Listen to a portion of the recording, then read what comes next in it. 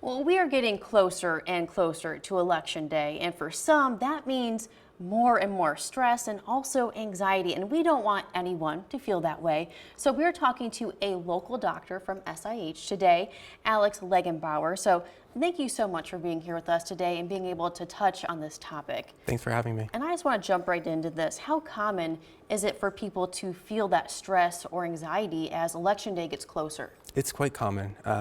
The American Psychological Association did a survey back in 2016, and they found that a good 52% of U.S. adults felt that the election was causing them significant stress. And this number has gone up with recent polling. In 2024, it's about 69%. So Quite a few people out there that are feeling this then. definitely. So what are some of the signs and symptoms of this stress and anxiety that a lot of people out there are feeling? It can vary person to person, but things to look out for, maintaining good quality sleep. If you're not sleeping, that's always a sign that something may be going wrong.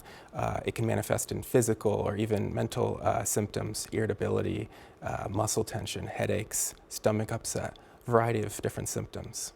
And what can people do to kind of ease some of these symptoms? What steps can they take to be proactive? I always recommend physical exercise. It's extremely beneficial. It's shown to help with anxiety and help with mood and just stress in general. Other activities or hobbies, things that you can do to try to keep yourself in the present here and now and not let your thoughts wander so much into the unknown of the future. And a lot of adults, they are busy out there. So how much exercise, how many minutes a day do you recommend? I would recommend even, it could be as simple as a 15 to 30-minute walk is all that's needed. That can have meaningful benefits for people. And a lot of parents out there, they're watching election coverage and they can start to feel that stress and anxiety as they're watching, and nobody wants to project that onto their child if they're in the room. So what are some steps that parents out there can take to make sure election coverage is not impacting the whole family? Of course, self-care and just self-compassion for oneself is critical in this time. And maintaining routines with your children, having meals together as a family, maintaining regular bedtime and physical exercise again with children is incredibly important. And I know this is a really big topic, so before we kind of wrap things up, is there any other message that you wanted to get to people out there about maintaining, their mental health during the election? Sure.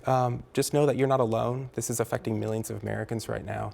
And have some self-compassion. It's okay to cut yourself a break once in a while, especially given these stressful times.